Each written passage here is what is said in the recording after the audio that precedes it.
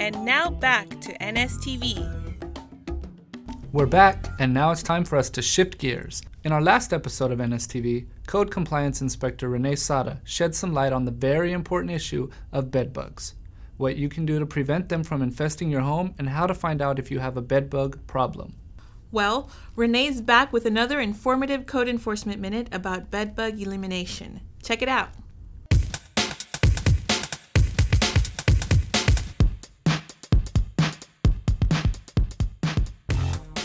In our last Code Enforcement Minute, I talked about bed bugs and how they've re-entered the mainstream. We also covered helpful tips and measures you can take when traveling in order to avoid becoming their next meal, and how to keep them from hitching a ride back to your home. But what can you do if you find yourself with a bed bug infestation at home? Exterminating bed bugs is a long and complicated process. For this reason, we do not recommend that you take them on without professional help. In fact, using store-bought pest killers, such as foggers, can be very dangerous to your health and safety and can often backfire, causing your problem to spread from one room to other rooms in your home. A professional pest control company is best equipped to assess your bed bug problem and can develop a customized eradication strategy to suit your individual circumstance. They have the appropriate equipment and pesticide formulations needed to successfully eliminate your bed bugs. Here are a few do's and don'ts to keep in mind if you suspect you have a bed bug problem. Do start washing and sealing your clothing and linens. You should take clothing and other items, wash them in a machine on hot, dry them on hot for 1 to 2 hours. Remember not to overload your dryer to ensure that all the items in the machine are dried and heated thoroughly. After washing and drying, store items in a sealed, airtight bag and do not remove them until you need to use them. Don't start bagging everything you own. With the exception of washed and dried clothing and linens, do not seal up everything you own in bags. Most professional exterminators will not want you to do this. Remember, if you decide to put certain items in bags, you may be protecting the bed bugs by sealing them away from the poison and pesticides your exterminator uses. Bed bugs can live up to 18 months in a sealed bag without any food or extra oxygen. They simply go into hibernation mode until you open up your bag, unleashing the bed bugs into your home again. Don't move to another bedroom, a sofa, or to someone else's home. The bed bugs will follow you to your guest room or sofa, causing your bed bug problem to spread to other rooms in your home, which will make it much harder to get rid of them. If you move into someone else's home, you can cause them to become infested too. Your pest control professional will probably ask you to stay in your home during your treatment. Sleeping in your usual bed will draw the bed bugs out into the treated areas, causing them to die. In essence, you are the bait, but you can take measures to isolate your bed to keep the bugs from actually biting you. Do save any bed bugs you find. It is important to keep any bed bugs you find in a plastic sealable bag or jar in order to show them to your landlord and pest control professionals. It is very difficult to find the actual bugs, so save them if and when you do find them. Don't start throwing all your furniture away. Most furniture, including mattresses and sofas, can be treated by a professional. Check with your exterminator before you throw away any furniture. Never abandon your infested furniture out on the curb. Don't treat the infestation with store-bought products. Store-bought pesticides may not be as effective as they promise to be. If you use these products, especially bug bombs or foggers, you will disperse the bugs, making the infestation even more difficult and expensive to treat. Bed bugs are a serious problem that requires swift and expert intervention. We urge you to seek professional help if you find yourself with a bed bug infestation at home. Nevertheless, be wary of exterminators who promise you immediate results. Most reputable pest control operators will need to treat your home at least 3 to 4 times in 2-week intervals to ensure that all bed bugs, hatchlings, and eggs are exterminated.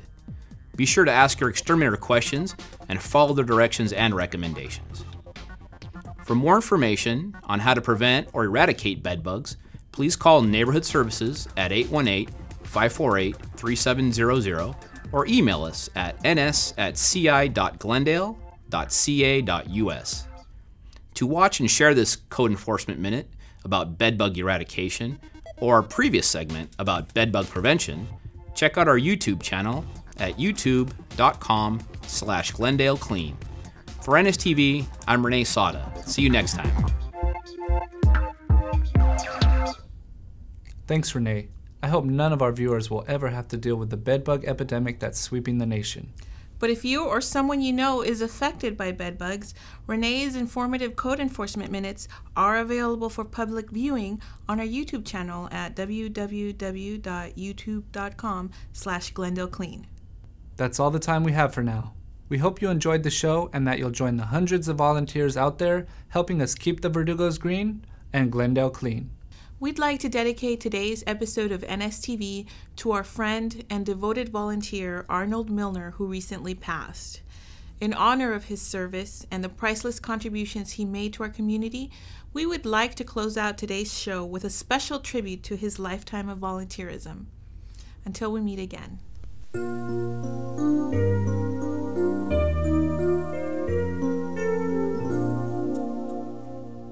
Volunteers are the backbone of a thriving community.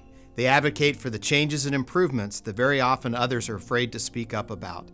They give of their time without ever asking for anything in return.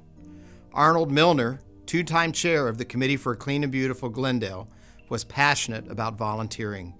He passed away on Monday, October 25, 2010, after 25 years of service on the committee and after a lifetime of service to the city of Glendale. Arnold demonstrated a lifelong commitment to the youth of our community. He served as scoutmaster for the Boy Scout troop that he had joined as a boy. But Arnold had two particular interests that forever improved our community. He and his wife raised their 3 sons in southern Glendale, and as a result, he got involved in the effort to address the problem of graffiti in our community long before it became fashionable. In this spirit, he was a founding member of the Knockout Graffiti in Glendale Committee, which developed Glendale's first graffiti response program and the city's zero tolerance policy, which are the primary reasons that Glendale does not today have the graffiti problem that plagues our neighbors. Arnold, you led a walking group today. Tell us, what was the experience like? It was great. We had youngsters, oldsters, and middlesters, and primarily they were doing a lot of stretching. We were picking up the trash. The big thing that we were involved with was cigarette butts, but everybody had a good time and lots of trash bags. But the street is now clean. All right, and so do you encourage everybody out there to come out next year and help us out again? Hopefully they don't have to come out next year because the streets will be clean, but of course we would enjoy their company. He also championed the efforts to get abandoned shopping carts off the sidewalks throughout town. He was relentless in pressing this particular issue, even when no one else seemed to care. Through his perseverance, Glendale ultimately adopted a program that was immediately effective, making Glendale an example for neighboring cities. Good evening, ladies and gentlemen, fellow Glendalians, and I appreciate the fact that I'm looking out in the audience and I see all those happy faces. His pride in Glendale was evident when he flew to Washington, D.C. to accept top honors by Keep America Beautiful on behalf of our city during his chairmanship of the committee. In spite of all his efforts throughout the community, Arnold was one who preferred to work behind the scenes and usually stayed away from the spotlight. He faithfully participated each year in the Great American Cleanup, preferring to work as a walking group leader year after year after year. And he transformed the committee's premier fundraising event, the Summer Night on the Plaza, when he took on the task of recruiting restaurants to help sponsor the event. With his help, Summer Night on the Plaza grew into a first-class event, featuring close to 20 of Glendale's finest restaurants. We want to thank you very much for participating in this annual event. I could tell that you have a real good restaurant with real good food because there were a lot of people that were lined up and almost emptied everything out on your table. Put that in front of your store so other people can see that you support our community events. He did this because he believed in the mission of the committee, which is to operate programs encouraging residential and commercial property maintenance, to keep his community free of litter and graffiti, to advocate for recycling and proper solid waste management, and to help keep our city's neighborhoods healthy, safe, and clean for all citizens. So this became an inspiration to other people in the neighborhood.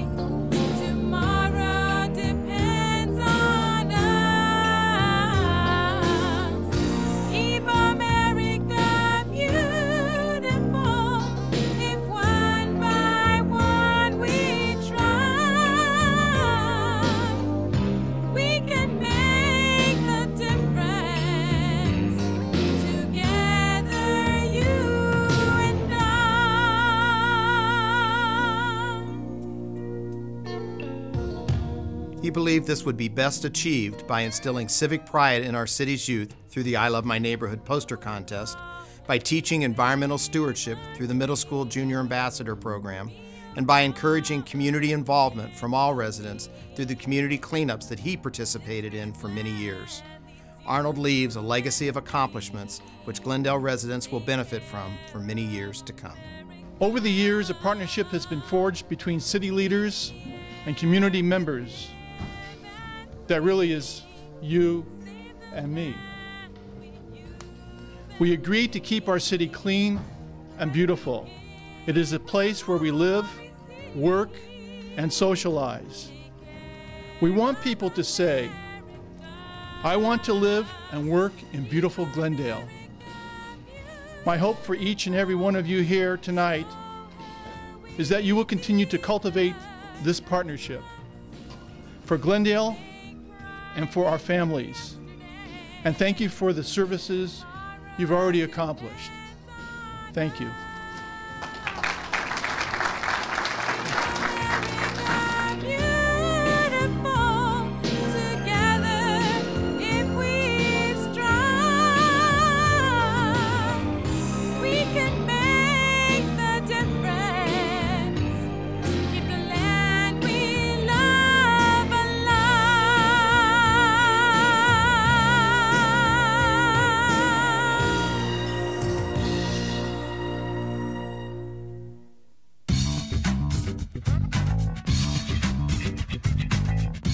Quality of life in their neighborhoods.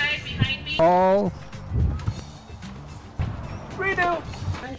Upside down. What can you do? Oh, man. If your neighbor, your expectations, and I'm sorry, I squinted. Whoop, whoop. Is that it? We're here because we want to present to Dolores a certificate for the I'm blowing it. Okay. Funding for this program was made possible by the Committee for a Clean and Beautiful Glendale.